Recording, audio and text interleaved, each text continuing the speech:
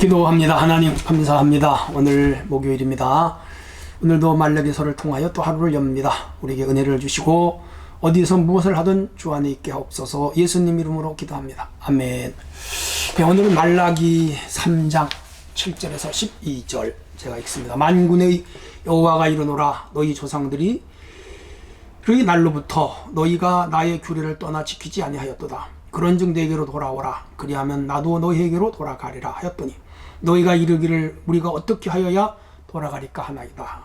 사람이 어찌 하나님의 것을 도둑질하겠느냐. 그러나 너희는 나의 것을 도둑질하고도 말하기를 우리가 어떻게 주의 것을 도둑질하였나이까 하는 도다. 이는 곧 11조와 봉헌물이라. 너희 온 나라가 나의 것을 도둑질하였으므로 너희가 저주를 받았느니라. 만군의 여호와가 이르노라. 너희의 온전한 11조를 창고에 들여 나의 집에 양식이 있게 하고 그것으로 나를 시험하여 내가 하늘문을 열고 너희에게 복을 쌓을 것이 없도록 붙지 아니하나 보라. 만군의 여호와가 이르노라. 내가 너희를 위하여 메뚜기를 금하며 너희 토지소산을 먹어 없애지 못하게 하며 너희 밭의 포도나무 열매가 귀한 전에 떨어지지 않게 하리니 너희 땅이 아름다워짐으로 모든 이방인들이 너희를 복되다 하리라. 만군의 여호와의 말이라. 아멘.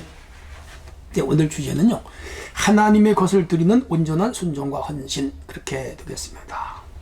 7절로 9절을 먼저 우리가 찾아보면은요, 하나님은 돌아오기를 간절히 바랍니다. 마치 집 나간 탕자가 돌아오기를 그렇게 기다려요.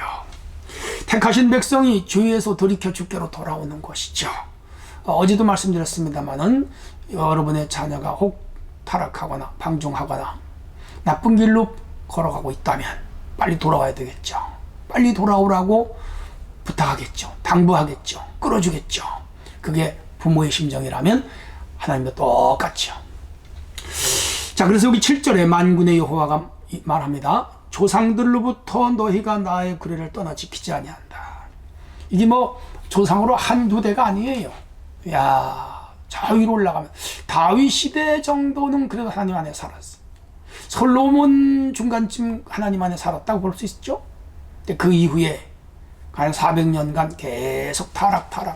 하나님이 별별 방법을 다 동원하셨어요. 선지자를 보내서 꾸짖고 책망하고 징계 내리고 때로는 환난을 주고 재앙을 주고 전염병을 주고 전쟁을 통하여 그들을 참 고통을 주고 그래도 회개하지 않았어요. 돌아오지 않았어요. 왜? 인간이라는 게요 이렇게 못돼 먹었어요. 참 아주 고집이 셉니다. 목이 곧습니다. 그래서 결국은 주전 720년에 북이스라엘은 저쪽 아수르에다가 넘겨졌잖아요. 나라가 망한 거예요. 근데 돌아오기를 기대했는데 안 돌아오니까 포기한 거지. 남유다도 여전했어요. 해서 주전 580년에 바벨론에게 팔아버렸어요. 던져버렸어요. 포로가 되게 했어요. 70년 죽을 고생하고 돌아왔어요. 돌아와서도 여전히 죄를 짓는 거라. 여전히 죄를 져요. 야, 참 안타깝다. 이렇게도 인간은 패약하고 강팍하다 하는 걸 알 수가 있어요. 우리도 그런 모습들이 있습니다. 찾아보셔야 돼요. 그런즉 내게로 돌아와라. 그러하면 너희에게 돌아가리라. 너희가 돌아와라. 그러면 내가 내 마음을 너한테 주겠다 이 말이에요. 주겠다. 사람과 사람 사이에도 그렇잖아요.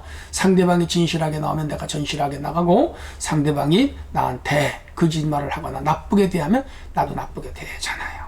하나님 인격이 하나님이에요. 그래서 그들이 돌아오지 않으니까 하나님 침묵하는 거예요. 돌아와라. 나도 돌아가겠다. 8절에 하나님의 것을 사람이 어찌 하나님의 것을 도둑질하겠느냐. 그러나 너희는 나의 것을 도둑질하고도 말하기를 우리가 주의 것을 도둑질하였나이까. 하나님의 것을 도둑질했대요. 이게 문제예요. 여러분 신앙생활에서 보면요 시험에 들면 헌금을 안 드려요. 교회 나오면서 시험 들면요 11조 하던 사람이 11조 끊어요. 감사 헌금 드리는 사람이 감사 헌금 끊어요. 주일 헌금은 겨우 드릴 것 같아요. 야, 선교 헌금 건축 헌금 다 끊어버립니다. 왜 그렇죠? 시험에 들어서 하나님으로부터 떠나 있었어요. 이게 장악한 거죠. 무서운 것이죠. 우리 평생 살면서요 그러면 안 돼요. 신앙생활 하면서 내가 이제 경제적으로 너무 어렵다든지 빚이 너무 많다든지 도저히 하나님 앞에 헌금 드릴 만한 상황이 아닐 수도 있어요. 예. 그런 때에도 믿음으로 기도해야 되고요. 경제 관리를 잘해서 빚을 지거나 과도한 지출을 통해서 가정 경제가 어려워지지 않도록 하는 건 지혜지요. 그러나 그렇게 살다 하더라도 불가항력적으로 우리가 어려움에 처할 경우가 있죠. 그때는 제가 뭐 빚을 내서 헌금을 하라고 하지는 않겠어요. 그래요. 그런데 평상시 정상적인 생활을 하면서 하나님으로부터 마음이 떠나고 교회로부터 마음이 떠나고 시험에 들고 그러면 11조 끊고 건축원금 끊고 감사원금 끊고 다 끊어요. 그게 타락의 원인입니다. 우리가 그런 자리에 들어가지 않도록 살아야 됩니다. 자, 이들은 지금요 그거 끊는 게 뭐죠? 하나님과 도둑질하는 거예요. 안 바쳤으니까 은혜가 쓰잖아요. 도둑질하는 거라 그렇게 말씀을 하고 있습니다. 여기 보면 11조와 봉헌물이라. 고대 사회에서도 11조와 봉헌물이 있었습니다. 구약 성경에는 세 가지 11조가 있었죠. 소득의 11조, 제사장을 위한 레위인을 위한 11조, 그리고 이제 가난한 이들을 위하여 하는 11조. 주 11조는 소득의 11조이고 가난한 자들을 위하는 건 3년에 한 번씩 아마 그렇게 드렸죠. 구제 헌금 같은 거예요. 그리고 제사장들을 통하여 이 재물의 일부가 하나님 그 제사장들을 위하여 드리게 되어 있습니다. 자, 끊어버렸어요. 언제요? 말라기 시대에. 이들 이 시대에 엄청 타락을. 그 핑계는 있었어요. 바벨론에서 돌아와서 이들 생활이 어려우니까 먹고 살기가 힘드니까 자기들 생활하기에 급급했고 하나님께 바치는 건 게을리했어요. 국가와의 세금은 강제적으로 징수했지만은 하나님 앞에 드리는 헌금은 강제 징수 못 하잖아요. 제가 평생 목회하면서 여러분에게 11조 통지서 보낸 적 없죠? 아파트 관리비처럼 말이죠. 국가 세금처럼 재산세, 종합소득세 이런 것처럼 정기적으로 11조 내세하고 통지서 한 번도 안 보냈죠. 억지로 하라고 보내진 않아요. 근데 모든 헌금은 자원하는 마음인데 이들이 안 드렸거든요. 하나님은 그걸 알고 있어요. 9절에 너희 곧 온 나라가 나의 것을 도둑질했다. 그래서 저주를 받았느니라. 이들이 바벨론 포로로 끌려간 원인 중에 하나가도요, 하나님께 예물 안 바쳐 떼어먹었어요. 근데 한두 사람이 아니에요. 이스라엘 백성 전부가 떼어먹었어요. 하나님께서 심판한 거죠. 돌아왔어요. 그럼 바쳐야 되잖아요. 회복해야 되잖아요. 안 했어요. 그런데 이 말라기 선지의 책망을 듣고요, 이들이 헬라 시대에 가서 이제 깨달아요. 그리고 그때부터 철저하게 11조를 드는데 그게 누구죠? 바리새인들, 율법주의자들. 예수님 그랬잖아요. 너희가 회당과 근처에 11조는 드리는데 의와 공의는 버렸다. 진실은 버렸다고 책망하죠. 형식적인 헌금 생활이 된 거라. 아무튼 간에 지금 이 시대에 그렇다라겠습니다. 자, 우리 깊이 생각하셔야 됩니다.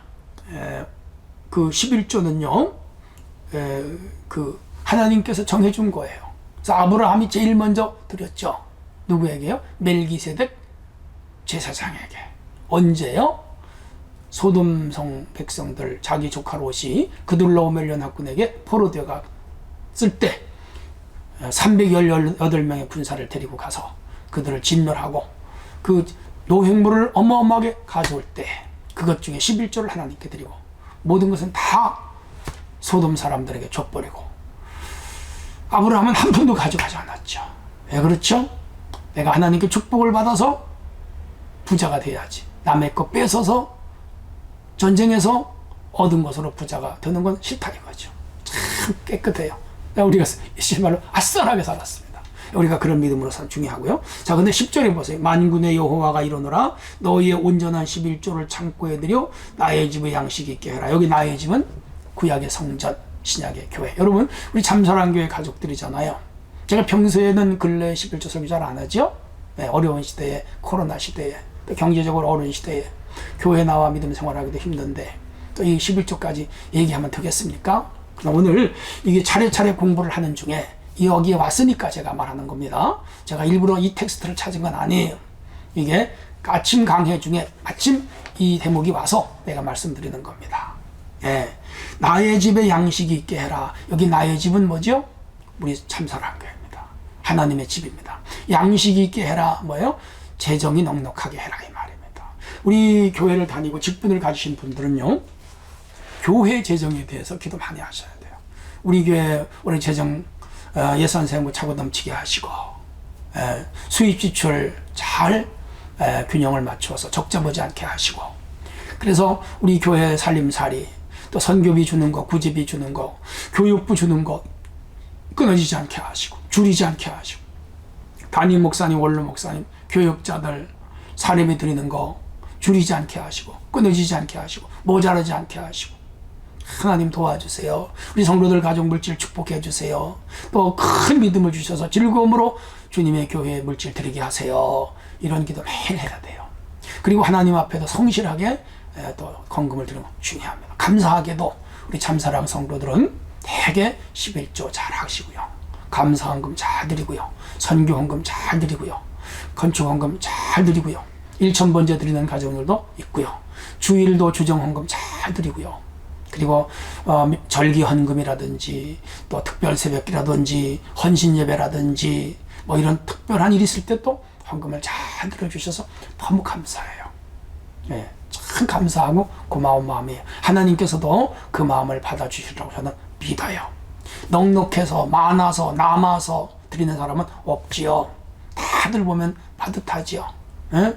200~300만 원 혹은 300~400만 원 혹은 400~500만 원 이렇게 벌어가지고 11조 드리는데, 요즘 3인 가족이나 4인 가족 생활하려면 한 달에 300만 원 정도는 가져야 살잖아요. 그것도 사실은 모자르죠. 뭐 내는 게 여간 많아요? 자동차 한 대 굴리려면요 40~50만 원, 50~60만 원 들어가야 되잖아요. 전화기 내 식구면 내야 되잖아요. 적어도 20만 원에서 30만 원은 나가야 되잖아요. 집 샀잖아요. 융자 나가야 되잖아요. 자녀들 학원비 나가야 되잖아요. 학원 한두 군데 보내야 되잖아요. 대학 가고 중고등부 학교 가면 등록금으로부터 그 아이들 용돈 줘야 되잖아요. 엄청 들어가요. 참 많이 들어가요. 돈을 나도 못 견딜 정도이지요. 어지간해서는 돈이 안 모여요. 예. 저도 교사람이 뭐 여러분 얼마 받는 게 다 아시잖아요. 예. 하나님께 헌금 드리고 나면요, 솔직히 10,000원 한 장, 20,000원 한 장도 적금 들 때 쓸 만한 돈이 없어요. 다 하나님께 드리고 또 저도 써야 되잖아요. 예. 그러니까 팍팍하게 살아가잖아요. 그러면서도 하나님께 헌금은 드리잖아요. 하나님 귀히 보신다고요. 참사랑의 가족들 감사하고요. 이렇게 어려운 중에도 최선을 다해서, 물론 완전한 수입의 소득의 11조를 드리는 분들도 있고, 또 그렇게 못 드리니까 적정량에서 드리는 분들도 있는데, 저는 그거 말 안 하겠어요. 왜냐하면 하나님도 형편을 하실 테니까, 또 믿음의 수준이니까. 하여간 성실하게 들어주시는 분들께 감사하고, 혹 드리지 못하는 분들이 있다면 드릴 수 있도록 하나님 물질을 달라고 기도하면서 믿음을 키워서 하나님께 드리는 성도가 됐으면 좋겠습니다. 그렇게 하면 하나님이 어떻게 하신다고요? 11절 만군의 여호와가 이르노라 너희를 위하여 메뚜기를 금한다. 고대 사회에서 이 메뚜기는요, 밀밭이나 보리밭에 앉으면요 다 갉아먹어요. 그의 농사 망치는 거예요. 오늘로 말하면 객식구가 와서 떠나가든지, 쓸데없는 곳으로 돈이 새어나가는 거, 이런 거 말합니다. 갑자기 병이 들어서 수천만 원 수술비가 나간다든지, 친구한테 돈을 빌려줬는데 몇백만 원, 몇천만 원 떼었다든지, 이런 거가 메뚜기가 먹는 거죠. 그거 막아주신다는 것이죠. 저는 여러분들 막아주시기를 바랐고요. 그 다음 토지의 소산을 먹어 없애지 못하게, 이거 메뚜기를 말합니다. 그 다음에 포도밭의 나무가 기한 전에 떨어지지 않게 한다. 포도 그들은 많이 심죠. 포도주의 원료잖아요. 근데 그게 기한 전에 떨어지면 아무 소용 없잖아요. 우리나라도 복숭아, 사과, 무슨 뭐 감귤 이런 것들이 여름에 우박이 쏟아져도 다 떨어지고 태풍에서 싹 떨어지면 그 농사 망치잖아요. 마찬가지로 하나님께서 그 수입이 줄어들지 않게 하시고, 직장인들은 직장에서 해고당하지 않게 하여 주시고, 사업하시는 분들은 사업이 망하지 않게 하여 주시고, 하나님께서 다 지켜준다는 거죠. 여러분, 하나님 지켜줘야 돼요. 약속했어요. 누구에게? 11조와 봉헌물 드리는 성도에게. 전 참사랑의 가족들이 이렇게 하나님과의 물질 관계도 잘 유지되는 신앙을 가졌으면 좋겠습니다.